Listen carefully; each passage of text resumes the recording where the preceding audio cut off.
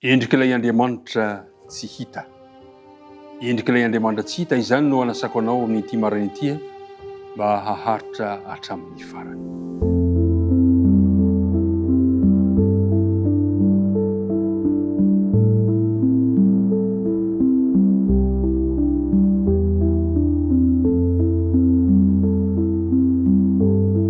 Amin'ny anaran'i Jesosy Kristy ilay tompontsika no anolorany indray ny arahaba feno fifaliana ho anao sy ny ankonanao, ka tafahona indray isika tafaraka amin'izao dinidiniky ny soratra masina izao.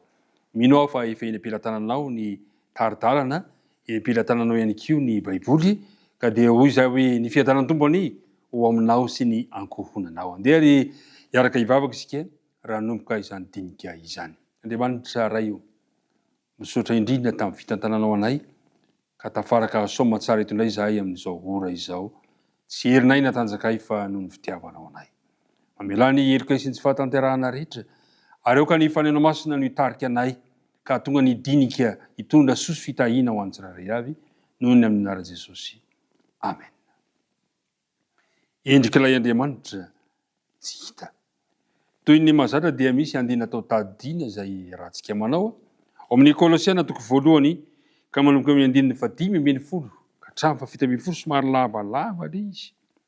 Fa izahantsika vakiana ihany na izany aza. Izy no endrika Andriamanitra tsy hita.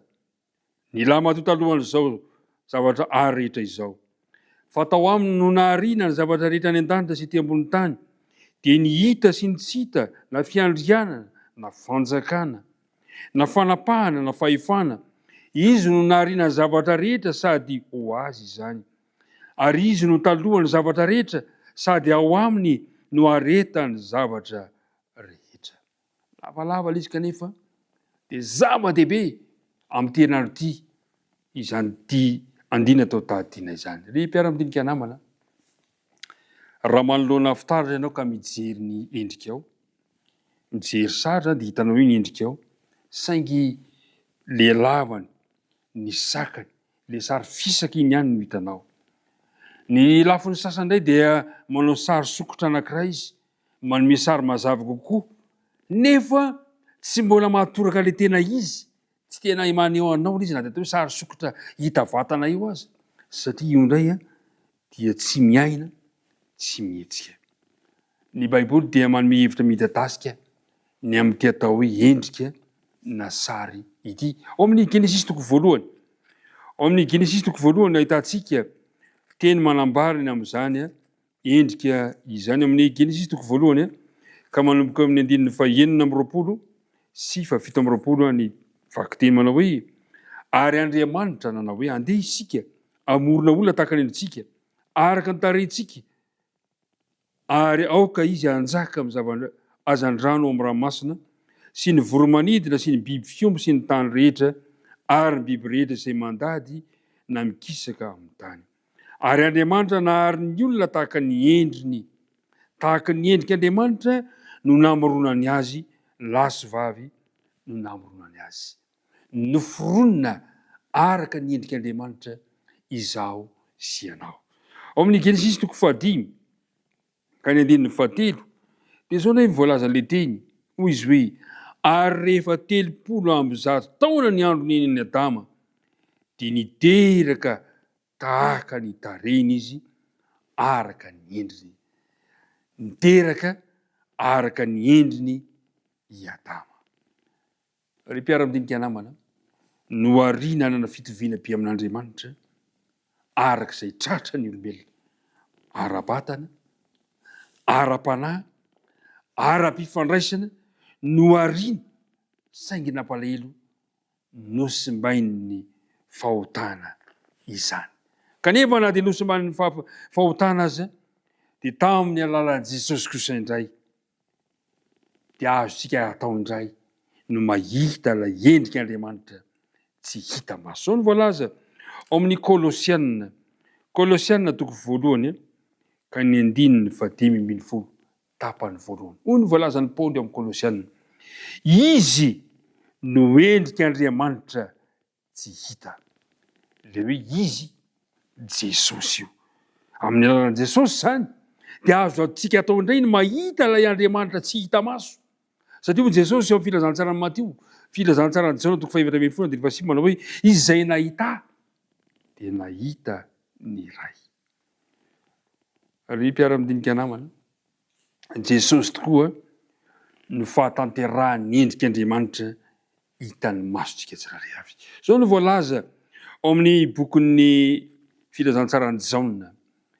Filazantsarany Jaona toko voalohany ka manomboka eo amin'ny andininy voalohany dia ny andininy faharoa sy ny manaraka no andeha hojerevantsika. Tamin'ny voalohany ny teny, ary ny teny tao amin'Andriamanitra, ary ny teny dia Andriamanitra. Dia zao no voalaza le teny dia Andriamanitra dia ozy hoe izy no naharina, izy dia tao amin'Andriamanitra tamin'ny voalohany. Ilay teny dia Andriamanitra, ary io teny io dia tao amin'Andriamanitra tamin'ny voalohany. Dia zao no voalaza amin'ny andininy fahavatra ambin'ny folo. Ary ny teny dia tonga nofo ka nonona tamintsika, ary hitanay ny voninahiny dia voninahitra miendrika amin'ilay tokana avy amin'ny ray sady feno fahasoavana sy fahamarinana. Andininy fahavalo ambin'ny folo. Tsy nisy nahita an'Andriamanitra noviana fa ny zanan'ilay tokana izay ao tratrany ray, izy no nanambara azy. Ry mpiara-midinika namana, tamin'ny alalan'i Kristy irery ihany no afaka nanehoana ilay Andriamanitra ray. Hoy Jesosy eo amin'ny filazantsara Mateo toko fahafolo andininy fahatelopolo, izaho sy ny ray dia iray ihany. Imbetsaka no nilasan'i Jesosy momba ny amin'ny tenany tamin'ny alalan'ny fiteny manondro an'Andriamanitra, manao hoe izaho. Amin'ny Exodosy toko fahatelo andininy fahavatra ambin'ny folo. Dia hoy Jesosy ihany koa filazantsara ny Jaona toko fahaenina andininy fahadimy ambin'ny telopolo manao hoe izaho no mofinaina. Dia hoy izy koa ny andininy hafa amin'ny Jaona toko fahavalo andininy faharoa ambin'ny folo, izaho no fahazavana izao tontolo izao. Ilay izaho dia maneho an'ilay Andriamanitra ray, maneho an'Andriamanitra izany. Dia hoy Jesosy amin'ny Jaona toko fahafolo andininy faharaka ambin'ny folo sy manaraka manao hoe izaho no mpiandry tsara. Dia hoy izy hoe izaho no fananganana ny maty sy fiainana. Dia hoy izy koa amin'ny Jaona toko fahavalo andininy fahavalo amby dimampolo, fontsim-bolahary Abrahama dia izy aho. Ry mpiara-midinika namana, amin'ity androany ity dia tiana nisarika amintsika fa Jesosy ilay endrik'Andriamanitra tsy hita, ilay teny tao amin'Andriamanitra ary ilay teny tonga nofo ka nonona tamintsika. Jesosy ilay Andriamanitra tonga nofo ka nonona tamintsika. Androany ary fanontaniana mipitraka hoe raha izay ny momba ny Kristy, raha izay ny momba ny Jesosy, moa ve manan-danja eo amin'ny fiainanao ny fahafantaranao amin'izany androany? Andriamanitra mihitsy ao amin'ny Kristy ilay maty ho antsika teo amin'ny hazo fijaliana. Androany dia tiako tsapanao fa Kristy ilay endrik'Andriamanitra tsy hita, izay mitondra fifaliana, mitondra fahasoavana, mitondra fahazavana, mitondra fiainana, mitondra famelomelomana ary mitondra fanantenana eo amin'ny fiainantsika tsirairay avy. Izy ilay Andriamanitra tonga nofo ka nonona tamintsika. Avelao izy hononao aminao amin'ity androany ity, hiaraka hivavaka isika ankehitriny. Andriamanitra rainay any an-danitro, misaotra anao izay noho ny amin'izany taridalana voalohany izany, izay nampitondrainao an'i Paoly ka nampahafantaranao anay fa Jesosy Kristy ilay endrik'Andriamanitra tsy hita, Jesosy ilay Andriamanitra tonga nofo ka nonona taminay.